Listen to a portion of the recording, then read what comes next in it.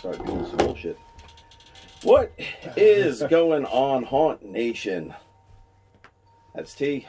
I'm Ant, and we are coming to you today to talk about... Well, what do you want to talk about first? Oh, we're going to talk about the haunt first. All right. You know, well, we'll do all 2 or 3 videos, but we're going to talk about the haunt first. All right. So one that both of us have really been wanting to get to over these years. Ant had the opportunity to do it last minute, and I want to hear about it. So, Netherworld. Yep, Netherworld Right down outside of Atlanta, Georgia. Yep, Stone Mountain, Georgia. There you go, that too. And and as a side note, I want to refer you all to Ant's Priceline review of the hotel. That just in case you guys are planning on going, it's going to be some pertinent information, not to do with this video, but it's going to make your trip a hell of a lot more enjoyable. Yeah. On that note, well, most people would probably stay somewhere closer to the haunt. This is about 20 minutes away, 15, 20 minutes away. But anyway, yeah, so kind of a last-minute trip. Saw that Netherworld was open like 2 weeks after everybody basically closed for the season. Yeah. Which was surprising. Had the time. And took a very short trip down to Georgia for Netherworld. Right. So did the smart thing, bought the tickets for the haunt online first, so that we wouldn't get screwed out of it. Mm-hmm. Even that late in the game, too. Yeah. So just wanted to make sure I wasn't going all the way down there. Right, for another. All right, so first things first. Parking. Parking was great, actually. They have a lot that's, you know, just like a regular shopping mall type lot, basically right across the street. Nice. So they were just directing everyone into that lot. Parking was free, didn't cost anything. There we go. Big bonus right away. They had their so the haunt itself looks like it's in a big warehouse.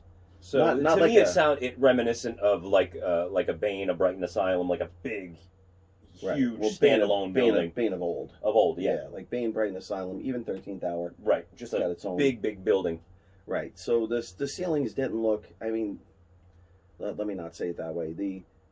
It didn't look like it was like a 3-story warehouse or anything. You know, it just looked like a normal size standalone warehouse. Warehouse. I mean, big square footage wise, I really don't know how many square feet it was, but it was a sizable haunt. Right. So yeah, tickets were all online because of the COVID nonsense. Masks are required because of the COVID nonsense. There's, you know, I think I put a picture up on the Instagram of the COVID compliance stuff. Right. Temperature check before he got in. As far as there were 2 queues. There was an outside queue and an inside queue. So the outside queue was just kind of like a parking lot, and you could see where the overflow would be. You know, like on a really for busy that night. on a normal night or on a busy night. They were seemed like they were keeping their crowds to a minimum. Mm-hmm. You know, they even had a thing where it said, you know, you can arrive up to 30 minutes before your ticket, but if you're there any earlier, just wait in the lot. Like fuck off in the parking lot. Yeah. Which people were doing, which was really cool. Well, we won't get into regional, but you know that area tends to be a little bit more respectful than up here. So. Yeah. Yeah, well, it's a different culture. Yeah. It's not all about me, right. I guess, everywhere else in the country, right? So we got the parking, free parking. Now, what about ticket times? What were they doing in terms of ticket times? Did it really matter? Again, I really don't think it mattered all that much. Because, like, Field of Screams, they didn't do sweet fuck all to really tell the guy at the front checked and made sure you had a ticket, digital ticket. Then somebody else later on asked what time your ticket was, but I don't know that they were actually adhering to the times. Right. Which could have been different if you went on a really busy night, right? Like a peak night. Yeah, I don't know how much they were adhering to the times, but the lines weren't that long. Right. Anyway, the weather was nice, you know. So the outside queue, there wasn't very much enforcement of COVID distancing. You know, they're a bunch of line creepers. Saw at least 5 or 6 pictures of most of them. There's one that was a Sasquatch, and I couldn't get a good picture of him. It was blurry, and I was like, you know what? That's pretty much every Sasquatch picture you're going to see anyway. Yep. So it kind of worked out. And on the next episode of Finding Bigfoot. So The inside queue, though, there was strict enforcement. They had spots on the floor, and people were like, stand here. They'll now, stand are there. you talking now outside queue and inside queue? Anything reminiscent to like the Dent Schoolhouse? How they have that yes, fully outside queue, but then you're kind of like in the carnival area, and you're still in the queue. yes and no. So, or more like Bane of old, where if it was overflow, you'd be waiting outside, but then there was a huge queue. More like, let's say more like the 13th hour kind of experience, where there's that line outside. Okay. And then you go inside, and let's not include that, that little first intro. Right. But you know how, like, when you go inside, there's the facade of the house, and you're on basically a queue leading up to the facade of the house. Right. Or like, I guess that's how Bane of old would have been if we've never been there where the line was out the door. Exactly. But yeah, there was an outside line, and then you got inside, and there was another inside where more actors, line creepers, were maintaining a distance. Like they had markers on the floor okay. to maintain distance, and they were, basically. So even line creepers, like they wouldn't let you take pictures with them? No, they did. There was a picture I got with one of the guys, But they were being really cool. But the inside was actually decorated. The whole thing was dark. There were a couple pictures up of the inside. It was all dark. It was set to look like some kind of an ancient temple almost. Right. Inside. And that was the inside queue. Right. I feel like Sam the cooking guy. Astro!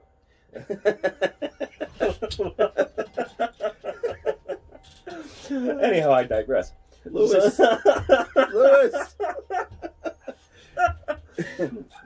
So, yeah, he responds to it too. So now, your initial thoughts on costuming with the line creepers? Pretty good, actually. Yeah, most of the costuming for the line creepers was pretty decent. The worst one that I saw, which I didn't get a picture of, kind of looked like a pirate. Okay. Which I was like, I didn't quite understand that. Right. But yeah, the costuming overall for the line creepers is good. There was a clown that I got a picture of. He came out dark. He looked good. The Sasquatch was in like a full Sasquatch costume. Right. The people on the inside were dressed more like mortician type people. But yeah, the costuming was pretty decent. Cool. So I was already like, all right, the costuming out here isn't that bad. Right. So hopefully they'll maintain that standard, or or go above for the inside. Yeah. Now, this is also, we're not going to blow up his spot, but this is also coming from a recommendation of another haunt owner that really respects Netherworld. So, we had, or you had, I didn't go, you had high hopes. Oh yeah. Of, of it living up to. And if you're like us and you're a haunt enthusiast, I'm not going to, have the audacity to say in the business, because we're not. Right. We don't run a haunt. Right. But as haunt enthusiasts, what the top 5 or 10 in the country supposedly are. Right. And this is consistently within that top. Right.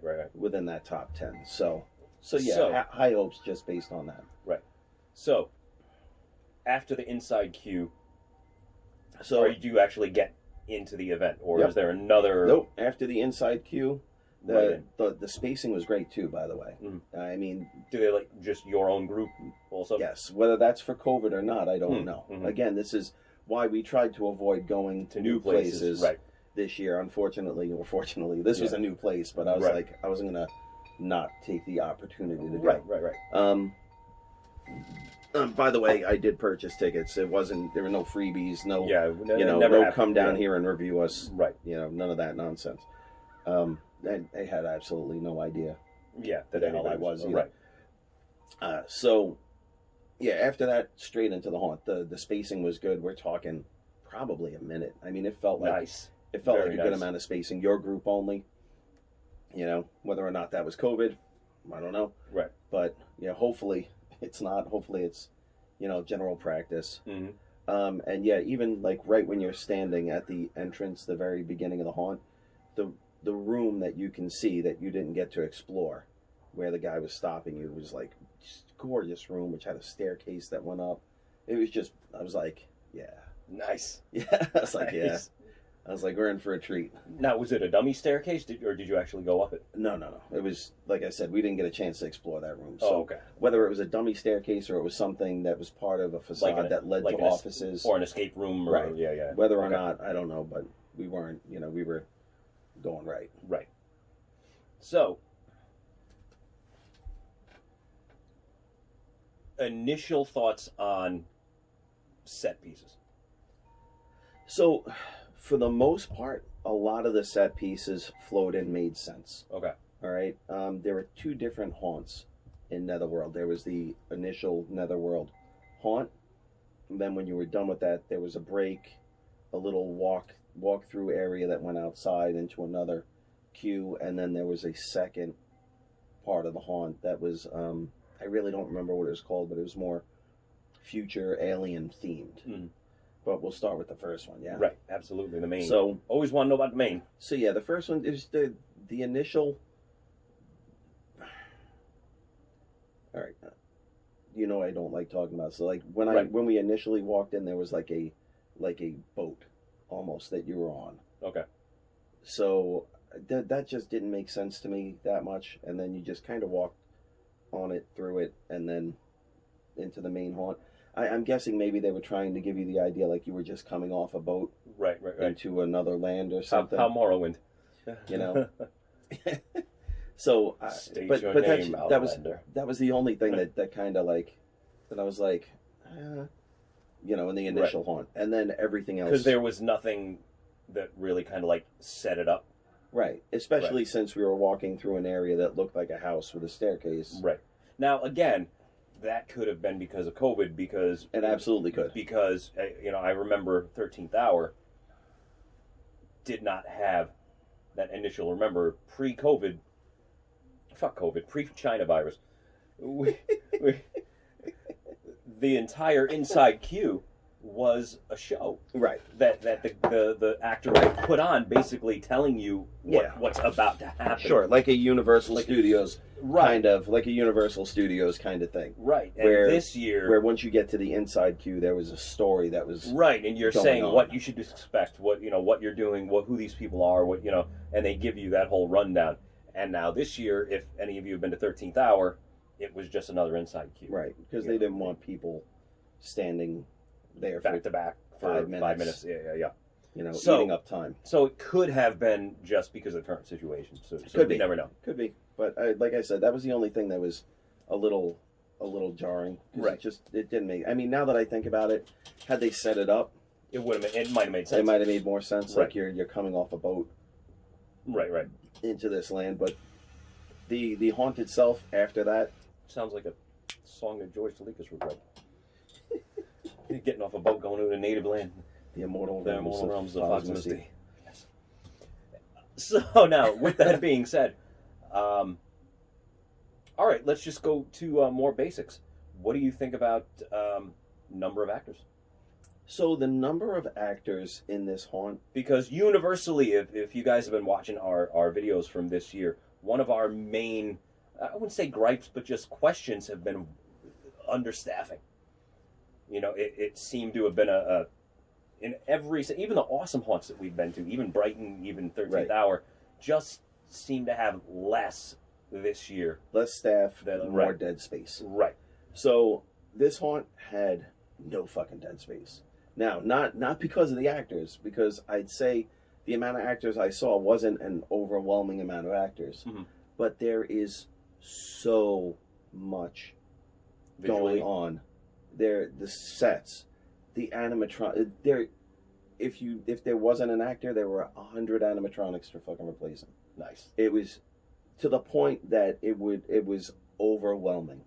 The amount of stuff that was there and going, like, so you couldn't even really take all of it in.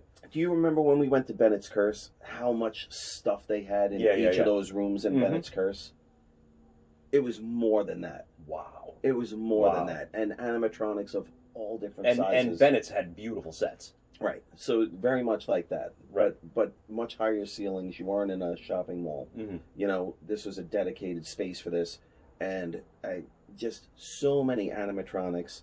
Actors were there, and they came out and interacted, but it didn't ever feel like there was any real dead space. Right. Because there was always something. Just like that long happening. dark hallway at Hotel of Horror and stuff point, like that. To the point that I would have liked to have gone through it a second time. So you could take more of it in? Just so I could take more of it in. Right. The costuming and the actors that we did see was from really good to fucking phenomenal. Really? Yeah, like there were actors that... So inside was better than the Line Creeper costume? Absolutely. Wow, very cool. So there were a few costumes in there that were like, do you remember the movie From Dusk Till Dawn? Yeah. Like the vampire costumes? Yeah. That level. Wow. Costuming. Wow. Where I was like foam latex. where I actually stopped and like fucking wings and like I actually stopped and I'm like, do a fucking costume on? You know? Right. Like really some really like high level costuming. Right. And yeah, it was just a phenomenal experience. Right. And the only gripe that I have, oh, by the way, textured floors too. Like there were points in the floor where I felt like I was walking like in a like in moss or a swampy, like there were floor textures as well. That changed as you went through the haunt. The only gripe that I have is there are all haunts that we've been to, or almost all haunts that we've been to, have walls and barriers. There were sections in this where there were just fencing. Now, not to say that you're going to get lost, because you weren't getting lost. It was linear. But there was fencing to where you could see another group going this way as you're going this way through the haunt. Right. So you could actually see other groups. Even though you didn't... Even though you weren't together. You were in a completely different area of the haunt, technically. Like, it might take you another few minutes to get to where they were. Right. So that was the only thing that was a little... that I wasn't, like, super thrilled about. Because I could definitely see if the haunt were really busy. Or if it were busier, you're going to see a lot more people. We ran into people in front of us at one point. That wasn't Scooby-Doo walkers, or it really wasn't their fault because we heard them complaining about the people in front of them. Okay. So yeah, definitely Scooby-Doo walkers, but I mean, like two groups in front. Yeah, but like super terrified because they were really giving us good spacing throughout the haunt. What else? So we touched on the costuming, the sets. I'll go through the same thing with the other one, with the other half of it. Same thing. It was, because then I want to ask you about something else too. It was all futuristic themed and robot themed. There were a couple things that stuck out as odd. Did it seem like this was a new concept for them? Like this is something that they wasn't as polished as Netherworld proper, so to speak? No, it was. It was. Really? It was equivalent to Brighton's downstairs and upstairs. Oh, not to say that it was better the other part, but it was just as polished, just as good. The only thing that I noticed, and that was great, like the people in costumes there looked like fucking Slee Stacks from Land of the Lost. I'm like I know you from my childhood. But there were just a couple of like animatronics, like an alligator animatronic that popped out at one point. And I'm like, what the fuck? Yeah. It just didn't. Right. Just every once in a while, when you have something that's so well done and so well put together and has cohesion, when there's something that doesn't make sense, it just doesn't make sense, and it kind of just throws you off. But other than that, I mean, fucking huge animatronics and set pieces and things going off. And if any section had more dead space, it was that one. Yeah. But again, there was just so much going on, even there. Yeah. All the time that you really didn't notice the dead space. And the spacing was good enough that we set off everything ourselves. Nice. So it wasn't like things were going when we were walking into the room. We were setting them off as we entered the room, which was fucking fantastic. Right. So yeah, costuming was great. The set pieces were beautiful. Aside from those two little gripes that I have,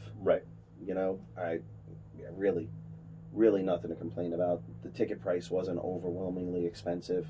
I definitely feel like I got what I paid for. And how long do you think it took you to get from Netherworld and finish the second part of the haunt? Like the entire experience, how long do you think it took you?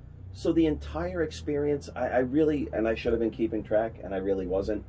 I would say the entire experience was, if not the same length as both Brighton experiences, at least the first floor of Brighton. Like it was a nice long, it was a nice. It didn't end too fast or whatever. And I actually didn't realize there was the second haunt, because when the first part was over, I was like, right, you know. And then they had like that theme, like that robot theme at the end, where you walk through a thing, and I'm like, all right, this is kind of like, yeah. At that point, you thought it was prepping you to leave, yeah. And I'm like, all right, I see the robot theme. This is like an outdoor thing. It doesn't look as polished or whatever. And then we enter, and there's a queue again, and I'm like, like they're going back inside. Yes. Yeah, so I got really excited at that point. Yeah, it was cool. And then it was another just as polished inside haunt. I was very like, I was like, all right, this is great. So now, out of everything, Netherworld proper, and the new edition, or whatever you want to call it, second half, were all of the characters original, or did you see any cliche character, like movie monster characters, or? So no standard like slasher Thursday kind of movie monster characters. No Jasons or Freddy's. Everything looked. I don't even recall seeing a clown at all. I may have.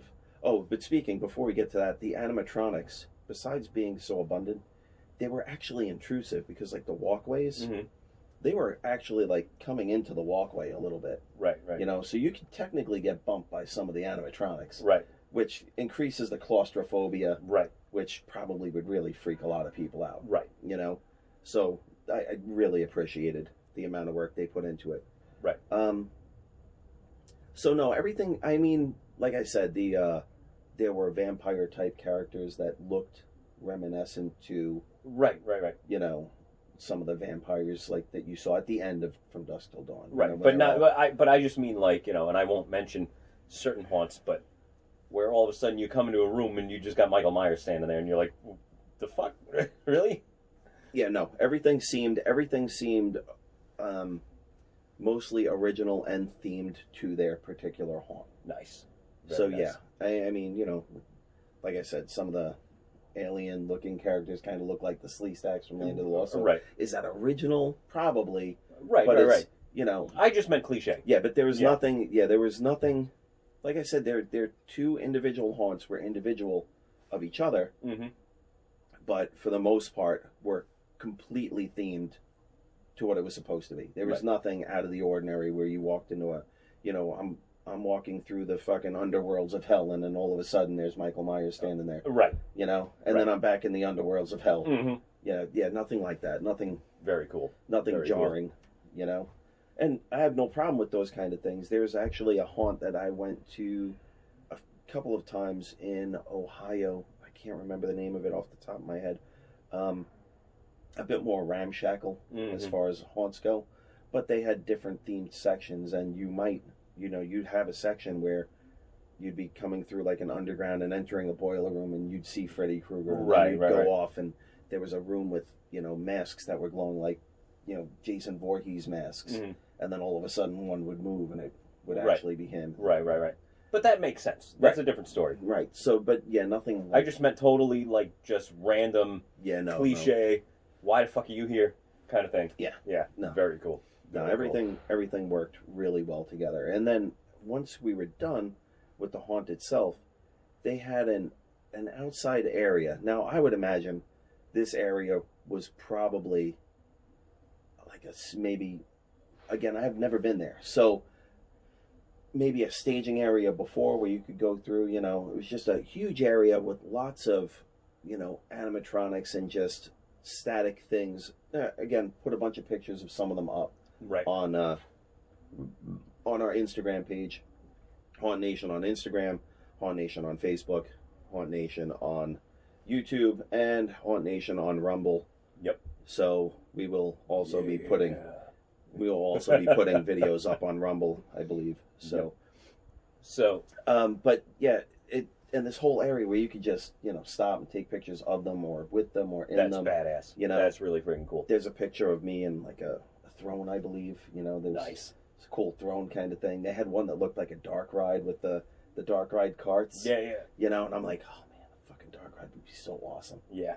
You know, like a real, like a legit upscale dark ride. That would be fucking badass. great. Would that be?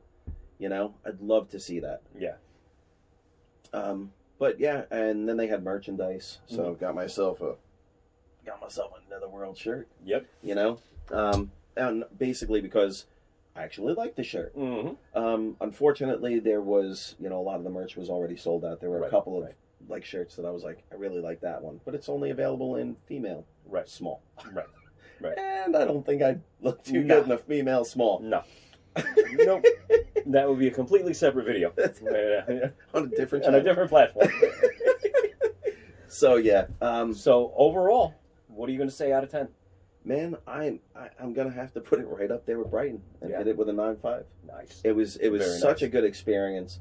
Like, there were so many things that if it wasn't such a good experience, I could have bitched about. Right. Because to get to the haunt. Right.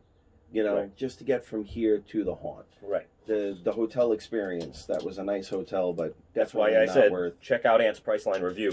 Definitely not worth, Right. The hotel. It was such a short weekend. It was just an all travel. So that goes along with don't believe anything that hotel you. So, so it was an all travel. It was a travel there, do the haunt, stay over, travel back kind of thing. Right. So with all the things that could have negatively impacted my opinion, the haunt was that of good. The haunt was that good that none of it was gonna negatively, negatively affect my opinion. So on top of it, before we're done, because we're basically done, they also have escape rooms. Yeah. And I hear their escape rooms are stellar. 4 escape rooms. I believe they're all somewhat horror themed. The girl at the desk was a sweetheart. We talked to her for a few minutes. She basically said they had the rooms. 2 of them were more scary than the other ones. These 2 are harder. And did they have actors, did they say, in the escape rooms? I didn't ask that. I didn't ask. Because I started to inquire about them, and I'm like, I asked her, I said, well, but I would imagine you don't have an escape room open right now. And she's like, well, actually, I have this one open at, and I mean, it would have been like pretty much right away. Right. I really wouldn't have had to wait. And I was like, She goes, like, if you want the escape room, it's fine if there's only 2 of you, but we charge the minimum 4-person price for the room. And I'm like, well, how much is it per person? I think it was like $30. Yeah. And I was like, yeah, I'm not about to spend $120 on an escape room. Especially the odds of breaking out of the escape room with the 2 of you if it's a really tough room. Right. And the person that I was with is far less experienced. Right. And I mean, I think we're fairly experienced, and we have a hard time sometimes. Now, experience has nothing to do with intelligence. That's not what Ant's saying.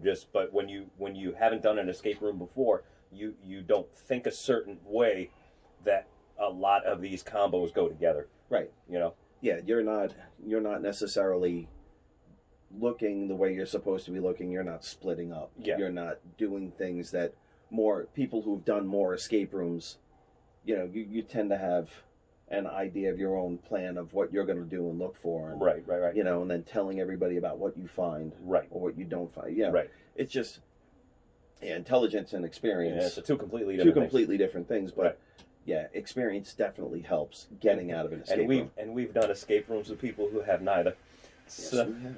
So it was a good call that you save it for next time. Yeah, well, I figured I didn't want to spend all that money, and I was like, had you been on the trip with us, we could have done it. Yeah, we could have thrown it back and forth. Like, you just want to split the extra, the extra person. Yeah, because it would have probably just been an extra $15 each. So it wouldn't have been a thing, right? But at the end of the day, it chose not to. They also have a horror museum, so like when we went to Brighton last time, they had an outdoor horror museum. So that in their defense, is a complete work in progress. Yeah, definitely not ready. But we yet. mentioned that on our last video. So maybe if it's there and open, when we go to Santa's Sleigh, which is also up on the Facebook page. Yep. The event is up. Yep. We do have tickets already for the 12th. Whatever it is, it's a Saturday. Yeah, Saturday the 12th. Yeah. So very, very disappointed that we're not going to be able to go to Dent's Christmas Nightmare. Yeah, but unfortunately, they only have one weekend, and they chose the weekend I work. Yep. So maybe next year. But So yeah, 9.5, huh? Yeah, and they had that, and the escape rooms, notwithstanding, the haunt rating is completely separate, obviously. And they had a museum, which had some interesting stuff in it, like some themed stuff, Lovecraftian themed stuff, and then they also had another room with cases with costumes, some from films, whether they were originals or reproductions, didn't say, and others that were their own costumes from previous years. Very cool. And there were actually buttons where you could press the button and it would give you a little, it would say a little description of what you were looking at and whatever. So yeah, it was pretty cool. And apparently they shot that zombie movie with Woody Harrelson. Zombieland? Yeah, I believe they shot one of the Zombieland movie. There's a scene in the Zombieland movie where they're in a haunted house. I've never seen it, actually. So apparently they shot... Was that Netherworld? At Netherworld, yeah. Nice. So they actually had like Woody Harrelson's chainsaws or whatever in there. Right. I saw Zombieland, but it was so long ago that I really don't remember. Right. But yeah, and the museum was $5. Yeah. So honestly, you really can't go wrong. Right. You know, take your time. Could have taken pictures. I just chose not to take pictures at that point. Right. But yeah, so Netherworld, definite recommend. You know, 9.5 for me. You know, I'm sure your rating wouldn't have been much different. Like I said, I'd love to go through a second time. Yeah. I would have. I actually was even contemplating it that night. I'm like, oh, I really want to go back, but didn't want to spend any more money. Didn't want to look to see if there were even tickets at that point left for another thing. There was one other thing I wanted to say. What the fuck was it? Man, dead air. I'm sure I'm going to remember as soon as we stop the camera. Yeah. As soon as the video stops, I'm going to remember it. We talked about costumes.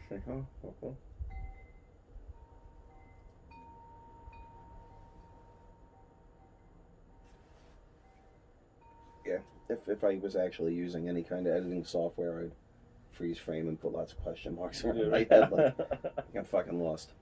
Oh, anyway. All right, fuck it. So yeah, definitely check out Netherworld in Stone Mountain, Georgia. Definitely a worthwhile haunt. Hopefully the experience, you know, post-COVID, you know, after January 21st. Hopefully the experience will go back to whatever their normal experience is. If we get a chance to go next season, we're definitely going to go. Absolutely. And we'll be able to give you a comparative review of the two. And before we turn this off, I just got to say, here we go. For whoever needs to hear this, that is how you give a proper play-by-play without ruining anything. Notice my friend here. When I asked him what happened when you entered the haunt proper, did not say anything like, well, it was really scary, and as soon as we walked in, there was a scene in a morgue, and the mortician really got a jump scare out of me, and he then proceeded hiding behind the curtain on the right side. And then someone was on the table, and they sat up.